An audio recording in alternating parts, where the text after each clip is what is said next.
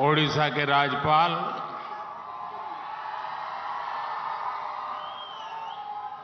रघुवर दास जी, मुख्यमंत्री मेरे मित्र श्रीमान नवीन पटनायक जी, केंद्रीय मंत्रिमंडल के मेरे सहयोगी धर्मेंद्र प्रधान, अश्विनी वैष्णव, विश्वेश्वर तुडू, संसद के मेरे साथी नितेश गंगादेव जी, आईआईएम संबलपुर के निदेशक प्रोफेसर महादेव जायसवाल, अन्य महानुभाव, देवी और सज्जनों, आज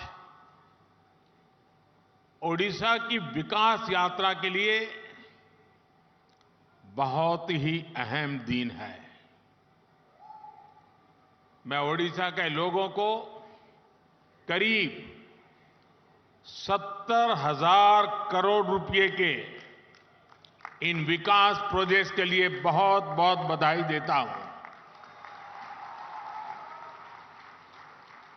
इसमें शिक्षा, रेल, रोड, बिजली, पेट्रोलियम से जुड़ी अनेक परियोजनाएं शामिल हैं। इन परियोजनाओं का लाभ ओडिशा के गरीब,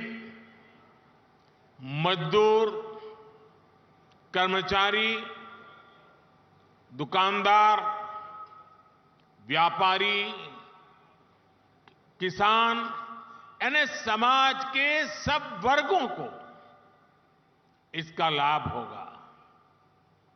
ये परियोजनाएं ओडिशा में सुविधाओं के साथ साथ यहां के नौजवानों के लिए रोजगार के हजारों नए अवसर भी लाने वाली है। साथियों, आज देश ने अपने एक महान सपूत पूर्व उप प्रधानमंत्री लाल कृष्ण आडवाणी जी को भारत रत्न देने का भी निर्णय लिया है।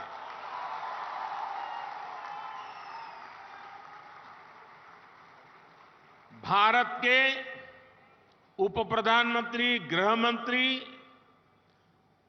एवं सूचना प्रसारण मंत्री के रूप में और दशकों तक एक निष्ठावान, जागरूक सांसद के रूप में आदरणीय आडवाणी जी ने देश की जो सेवा की है वो अप्रतिम है।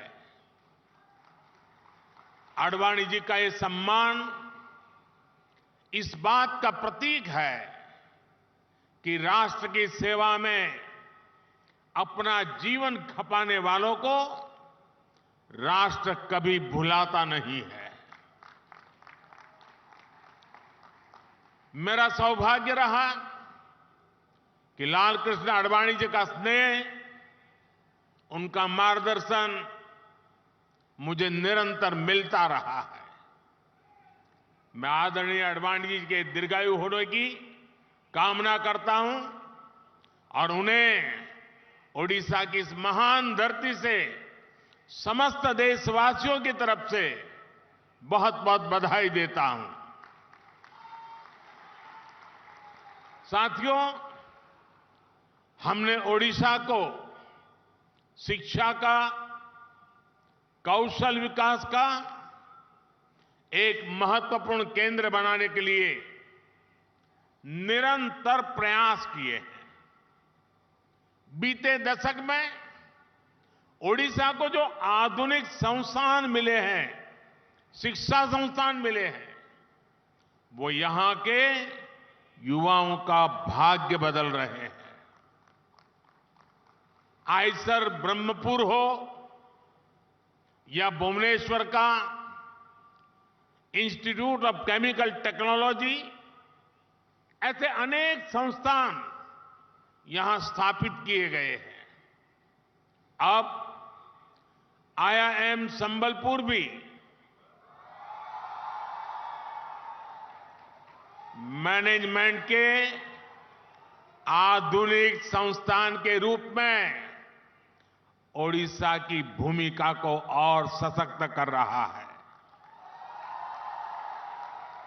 मुझे याद है 3 साल पहले कोरोना काल में ही मुझे आईआईएम के इस कैंपस के शिलान्यास का अवसर मिला था।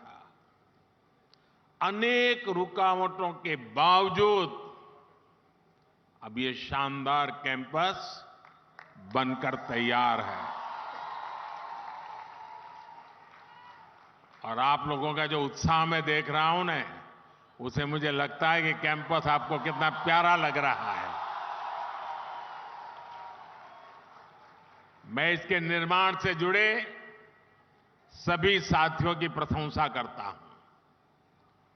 साथियों, विकसित भारत के लक्ष्य को हम तभी प्राप्त कर सकते हैं जब भारत का हर राज्य विकसित बने। इसलिए बीते वर्षों में हमने ओडिशा को हर सेक्टर में अधिक से अधिक सपोर्ट किया है। केंद्र सरकार के प्रयासों से ओडिशा आज पेट्रोलियम और पेट्रोकेमिकल के क्षेत्र में भी नई ऊंचाई प्राप्त कर रहा है। पिछले 10 सालों में ओडिशा में पेट्रोलियम और पेट्रोकेमिकल क्षेत्र में 1.25 लाख करोड़ रुपए से अधिक का निवेश किया गया है। बीते 10 वर्षों में पहले की तुलना में रेलवे के विकास के लिए उड़ीसा को 12 गुना ज्यादा बजट दिया गया है। बीते 10 वर्षों में प्रधानमंत्री ग्रामीण सड़क योजना के तहत ओडिशा के गांवों में करीब 50,000 किलोमीटर सड़कें बनी हैं। राज्य में 4,000 किलोमीटर से अधिक नए नेशनल हाईवे का निर्माण भी हुआ है। आज भी यहां नेशनल हाईवे, उससे जुड़ी 3 बड़ी परियोजनाओं का लोकार्पण किया गया है।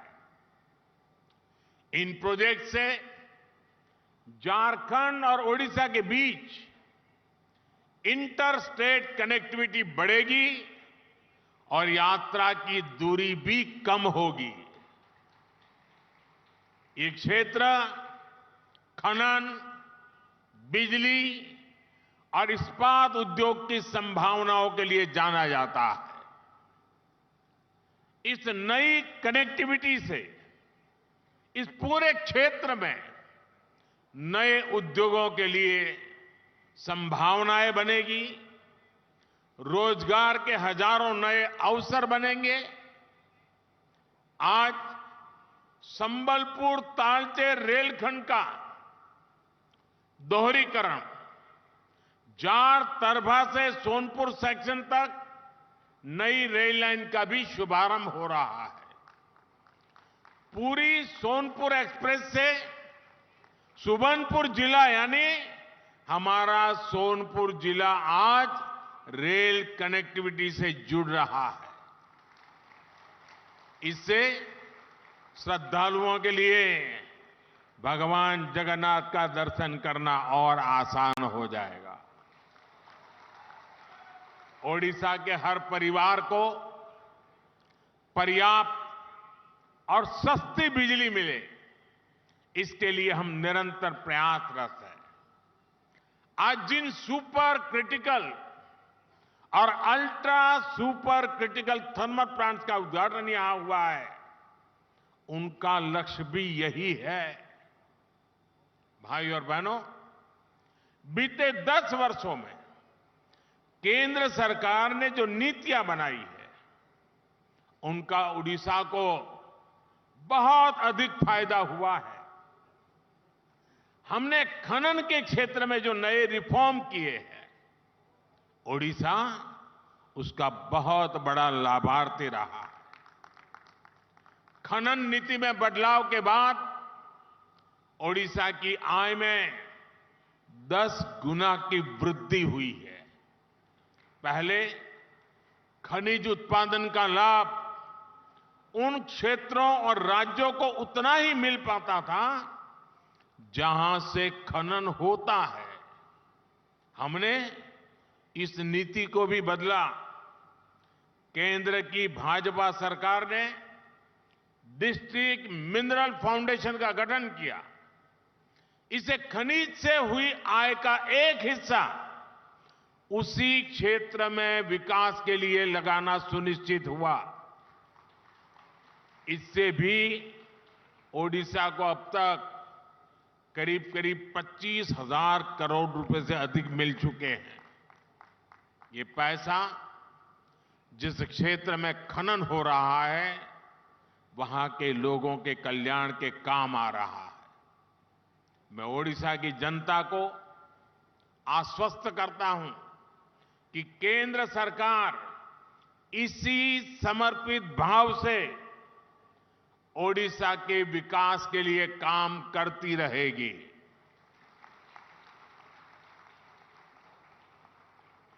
साथियों, मुझे यहां से एक बहुत बड़े कार्यक्रम में जाना है, खुले मैदान में जाना है,